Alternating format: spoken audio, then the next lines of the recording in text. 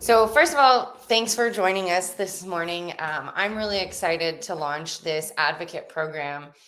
Sort of what I am looking at this is it's a way for students and individuals that are not members of a RISC-V International member organization who don't work for a member are still able to participate in a big way and stand out. Because I do believe that there's a lot of people out there that are working on RISC-V that maybe don't have a job with one of our member organizations yet, but are still doing the work. So I'll share my screen so you can sort of see the website. Are they both in person? Oh yeah, I did that wrong. Hang on. I'll share this one and then I'll change it. So the advocate program, as I said, in the tweets and on this website, and I'll continue to say here, is this first year in 2023 is really a pilot program for me to learn how to improve the program, the process, what that looks like, see what the interaction is able to be. I know, people are so busy. I don't want to put more than like a quarterly meeting on everyone's plate, but maybe we'll get into one meeting and people say, hey, I wish we were meeting monthly, or hey, can we communicate more in email or Slack and share what we're doing and get advice? So I see this as a way for individuals who are interested in standing out in either their region or their field as someone who is a big contributor to RISC-V and willing to bring the community together to ensure a better understanding of what RISC-V is and how individuals in your region can contribute. So the first year, as you can see, the requirements to becoming a RISC-V advocate for the first year, the main things I'm looking for is that you're a member, that you are currently engaged in the RISC-V community in some way publicly, right? Be that you're doing blog posts or you're hosting community events or you've been a speaker, or whatever it is that you're doing to support the community in your region, that it's something that stands out, right? So if you have never done a blog post on RISC-V, you've never hosted a community event, you've never done a speaking opportunity in front of people, then you're not ready yet to be an advocate. And so that's great because you have, um, 6 months to get prepared and to start doing those things, right? Start writing the blog posts, start hosting community events locally, volunteer to be a speaker, apply to CFPs in your local region, or if you want to do virtually, you can do that as well. So start to work on that now so that when you put in your application at the end of 2023, you're ready to be an advocate in 2024. So another thing I'm looking for is people that have participated, that are participating and contributing in working groups. You don't have to be, a lead in any way, but that you're actively participating, right? That you are involved in working groups that relate to your interests and field. So just making sure that you're doing some type of contribution in that way. Another thing that you can continue to work on is promoting RISC-V in your social media, helping the local community learn more about RISC-V. And in regard to the certification, the people that are selected for the first year trial will receive a code to take the certification for free. And you have 2 trials to complete that. So you're able to do that within the 1-year period. So that's something, I think you have to take the certification every 3 years. And so you'll just need to take it once. So again, if you are selected to be an advocate in 2023 for the pilot program, you will receive a complimentary code to take that test. So otherwise, if you are applying and you weren't selected and you do want to join as an advocate in 2024, you will need to take that test on your own and pay for that on your own. There are tons of discounts. Right now, it's 50% off if you go through the Linux Foundation website. So just keep an eye on the discount codes. And so that's the best way to do that. And we are launching next week a course that will support you in learning how to prepare for the certification.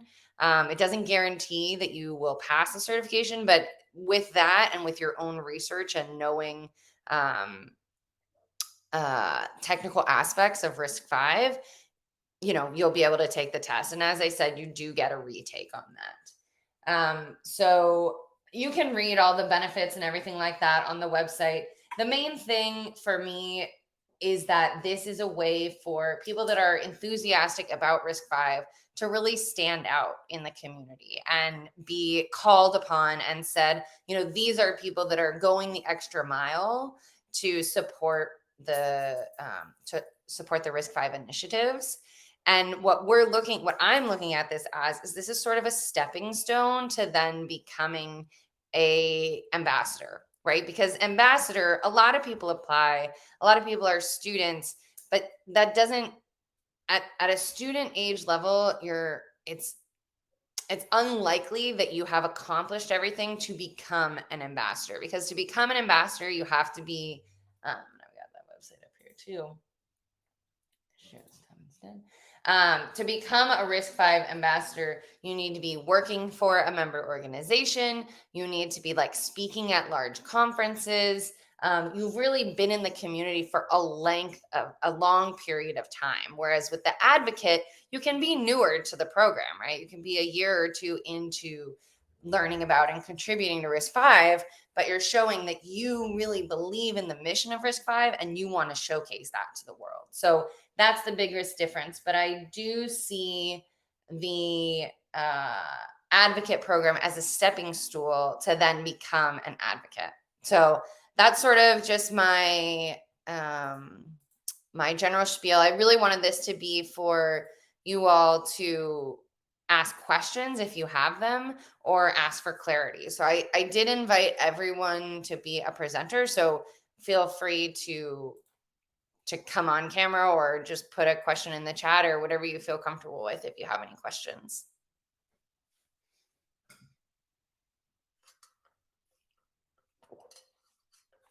Nailed it. I love it. Really? Nothing? Again, you can put it in the chat if you don't want to come on. Chat window.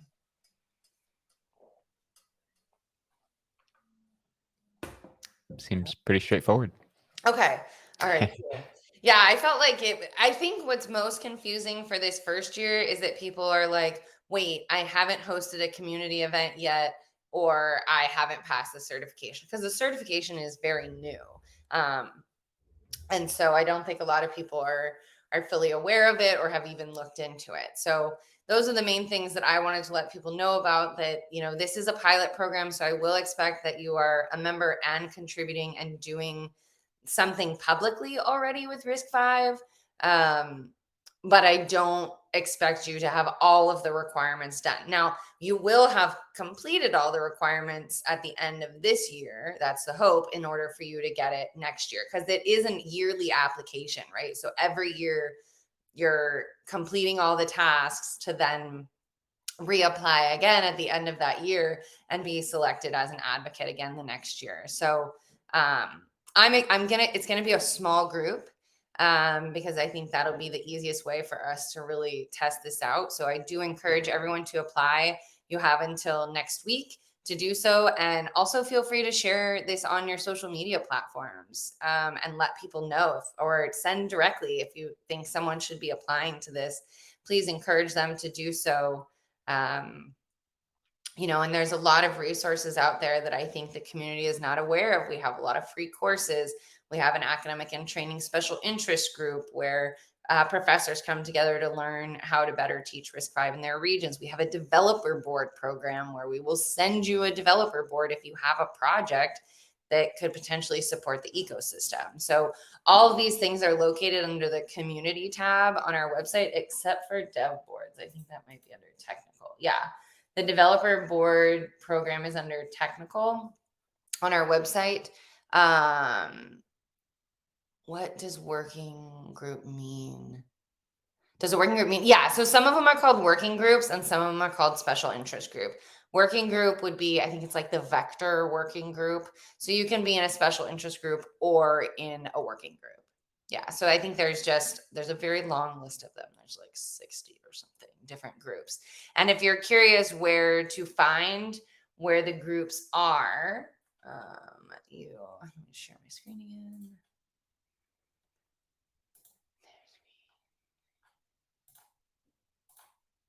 So on our website, you go to the working group portal here.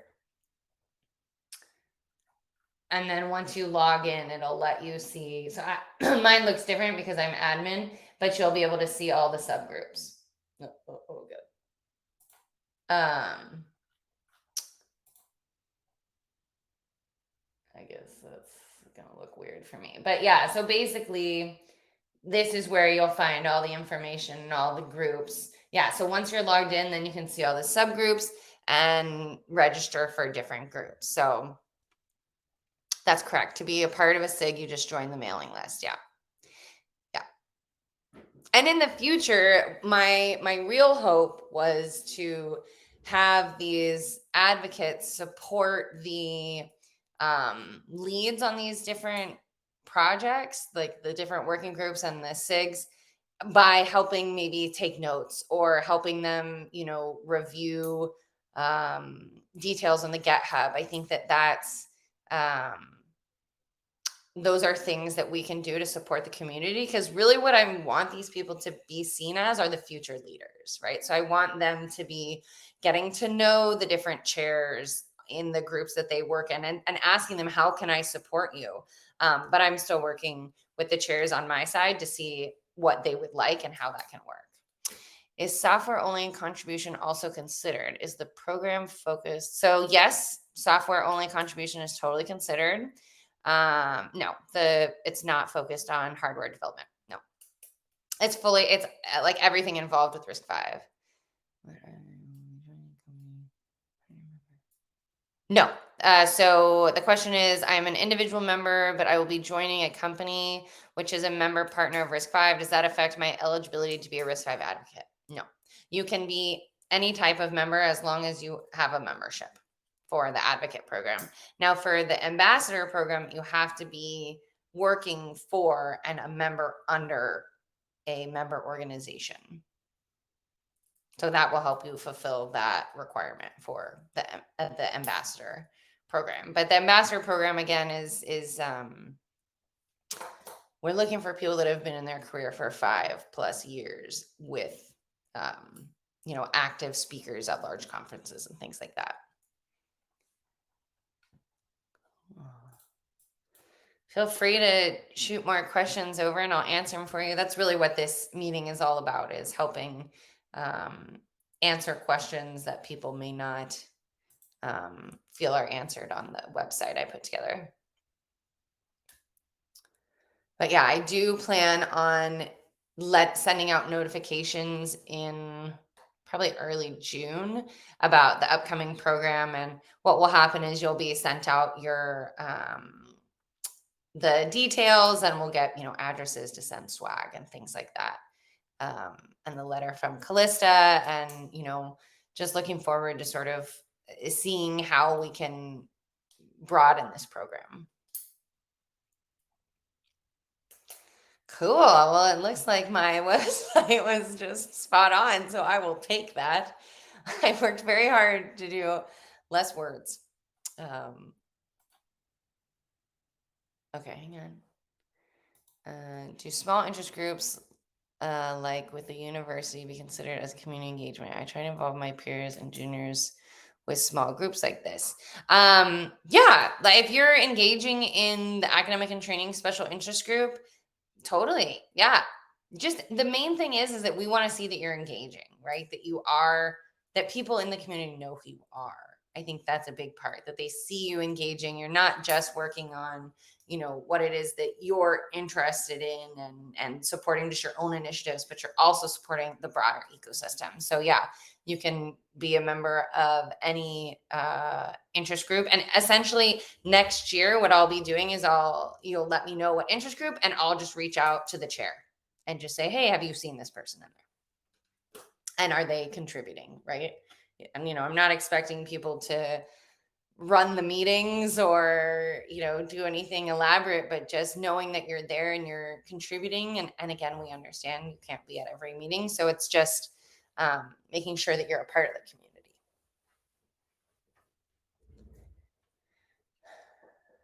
Cool. Yeah, and again, like, this is totally a pilot program. I'll be honest, I sent out like private emails to 10 people who I already know are doing these things.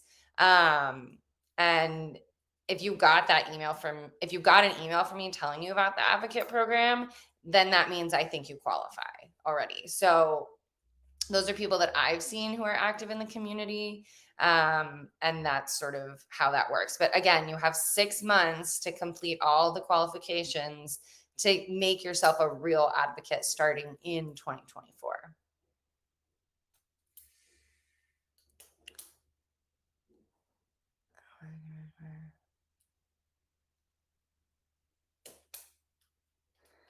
I'm sorry, I don't understand this is really cool. Oh yeah, because I thought you said but.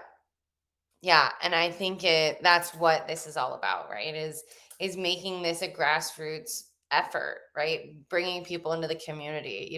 I see each of these advocates as someone who can encourage the people around them to learn about RISC-V, right? Because something I'm really passionate about, and maybe some of you have been to my career fairs, is just the fact that if we don't start to prepare students and individuals looking to join the workforce in 5 years, if we don't prepare them now, they're not going to be ready to contribute on the level that RISC-V needs for its growth and expansion. So yeah, I think this will be a fun program, and I'm the first at the Linux Foundation, I think, to do this. So make us look good.